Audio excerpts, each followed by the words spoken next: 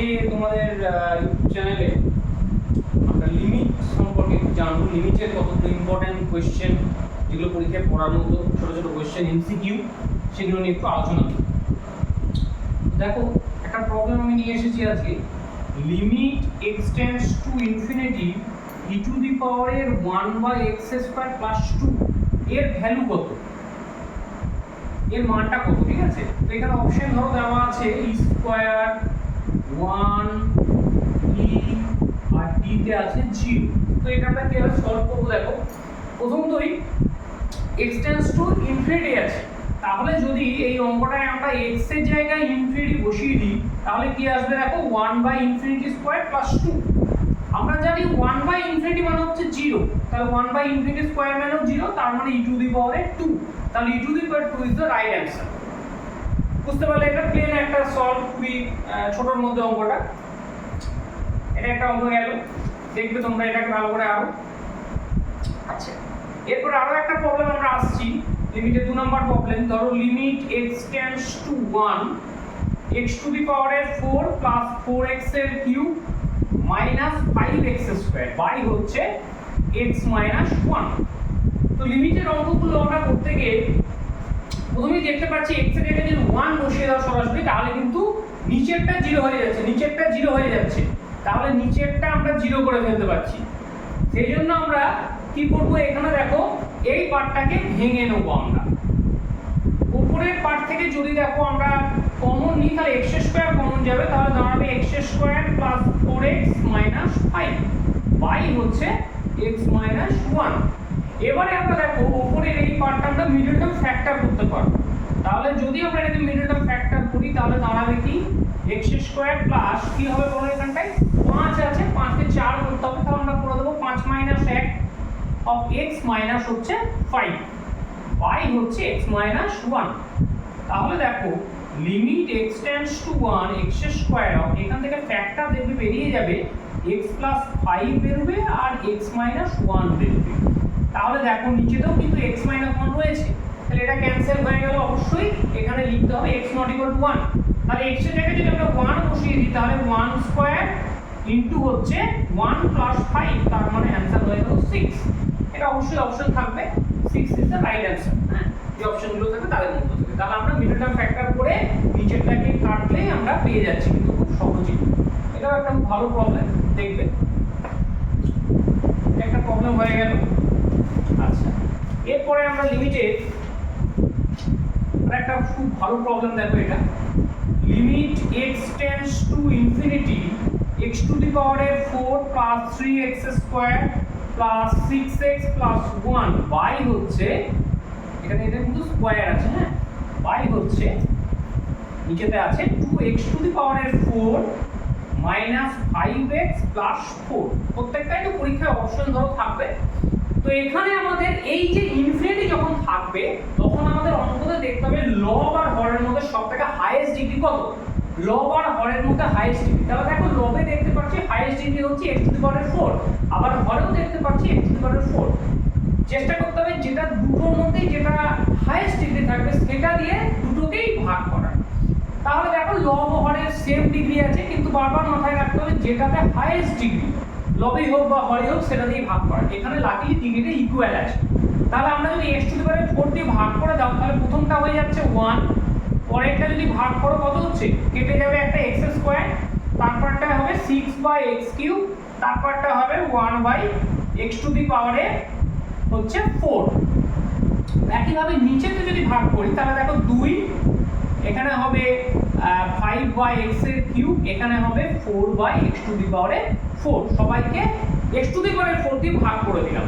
তাহলে আমরা জানি লিমিটের ক্ষেত্রে limit x tends to infinity 1/x মানে 1/infinity মানে হচ্ছে 0।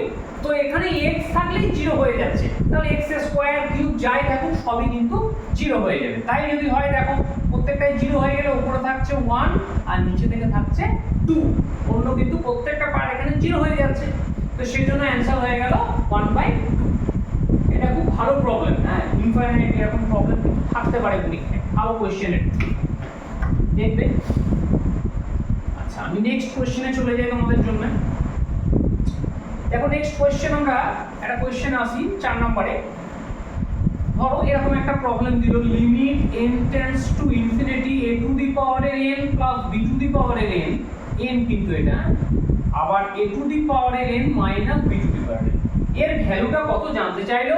অবশ্যই ব্র্যাকেটের মধ্যে আমাদের বলা আছে a greater than b greater than 1। তাহলে এখানে আমরা যে কন্ডিশনটা দেওয়া আছে a গ্রেটার দ্যান b, এই যে কন্ডিশনটা, a যদি b এর থেকে বড় হয় তাহলে দেখো b হচ্ছে a এর থেকে ছোট বলতে পারি আমরা। তাহলে b বাই a হচ্ছে লেস দ্যান 1, 1 এর থেকে কম এই b বাই a এর ভ্যালুটা।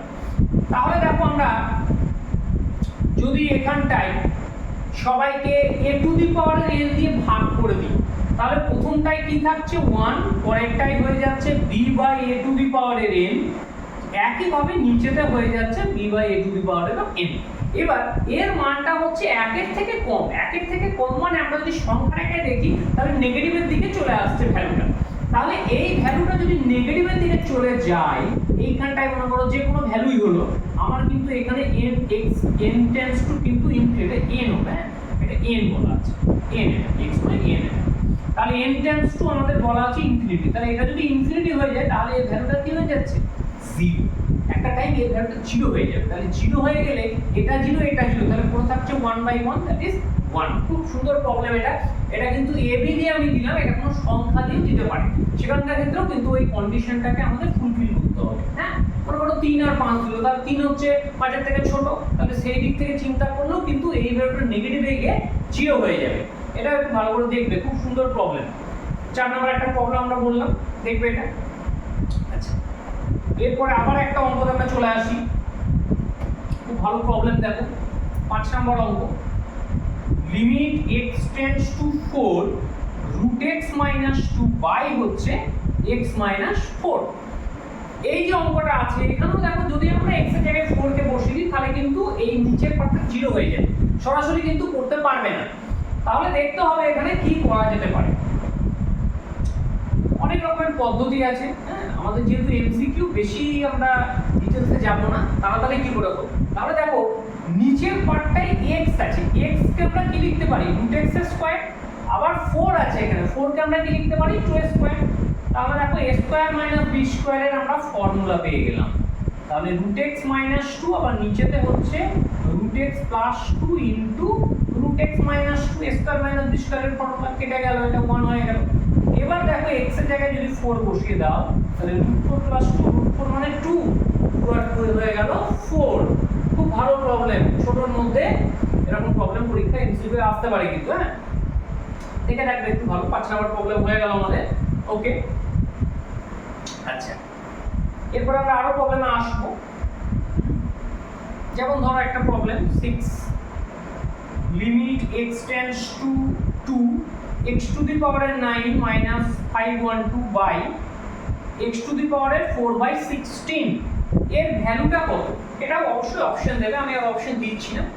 তাহলে আমরা লিমিটে দেখবে একটা ফর্মুলা আছে, লিমিট আমি দেখবে এটা তোমাদের শর্ট একটা বানিয়েছি ছোট, ওখানে দেখবে ফর্মুলাটা দেওয়া আছে, সেখানে দেখবে আমি করিয়েছি। এটা দুটো সেপারেট লিমিটে এটাকে আমরা ভাঙতে পারবো, উপর আর নিচে।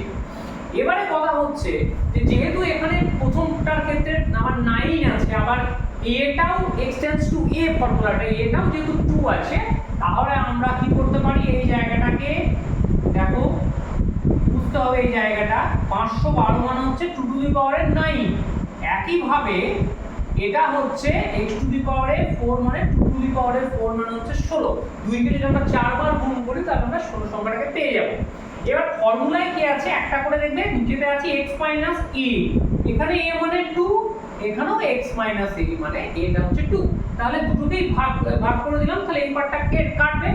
তাহলে ফর্মুলাটা কি আছে দেখবে, ফর্মুলাটা লেখানো আছে দেখবে, limit x tends to a x to the power n minus a to the power n by x minus a, formula হচ্ছে n into a to the power n minus 1। তাহলে এখানে যদি আমরা ফর্মুলাটা অ্যাপ্লাই করি, এর উপরটা a মানে কত দেখো 9 into a to the power 9 minus 1, আবার 4 into 2 two the power 4 minus 1, তার মানে দাঁড়াচ্ছে 9/4 ইনটু উপরে হচ্ছে 8 আর নিচে হচ্ছে 3, এটাকে উপরে নিয়ে চলে গেলাম। তাহলে 9/4 ইনটু 2 টু দি পাওয়ার 5 মানে 32। 4 8 32 9 8 হয়ে গেল 72। একটু ক্যালকুলেশনটা এখানটায় করতে হবে। এরকম টাইপের কিন্তু অঙ্ক একটা করার খুব সম্ভাবনা আছে। আমি আগে একটা অঙ্ক দেখে এরকম টাইপের করেছিলাম, ওটা একটু আলাদা ছিল এর থেকে, কিন্তু টাইপটা অনেকটা একই রকম চলবে, একই রকম থাকবে। এটা একটা প্রবলেম গেল, এটা একটা প্রবলেম হয়ে গেল। আচ্ছা, আর একটা প্রবলেম ধরো limit x tends to 0 sin x degree by x, খুবই গুরুত্বপূর্ণ প্রবলেম। দেখো আমরা ডিগ্রি থাকলে কিন্তু করতে পারছি না, কারণ আমরা সাইনের যে ফর্মুলা দেখবা লেখা আছে, আমি লিখেছি আর শর্টে দেখবা আছে, ওখানে দেখবে x টা রেডিয়ানে প্রকাশিত। তাহলে প্রথমে আমরা কি জানি, মাধ্যমিকে পড়েছি আমরা 180 ডিগ্রি সমান পাই রেডিয়ান, তাহলে 1 ডিগ্রি সমান কত, পাই বাই 180। তাহলে x ডিগ্রি মানে হচ্ছে পাই x বাই 180। তাহলে জিনিসটা রেডিয়ানে আমরা নিয়ে চলে এলাম। তাহলে রেডিয়ানে আনলে এখানে x ডিগ্রি মানে আমরা কি লিখতে পারি, sin pi x by 180 by হচ্ছে x। এবার সাইনের ফর্মুলাটা কি আছে, এখানে যা থাকবে এই নিচেতে আমাকে তাই আনতে হবে। তাহলে দেখো আমরা sin লিখলাম, পাই x বাই 180 লিখলাম, এখানে আমাকে কিন্তু পাই x বাই 180 লিখতেই হবে। তাহলে ইনটু আমি আবার একটা, যেহেতু এখানে শুধু x ছিল, আমি আবার একটা 180 বাই পাই করলাম, তাহলে পাই পাই কেটে 180 কেটে যাবে।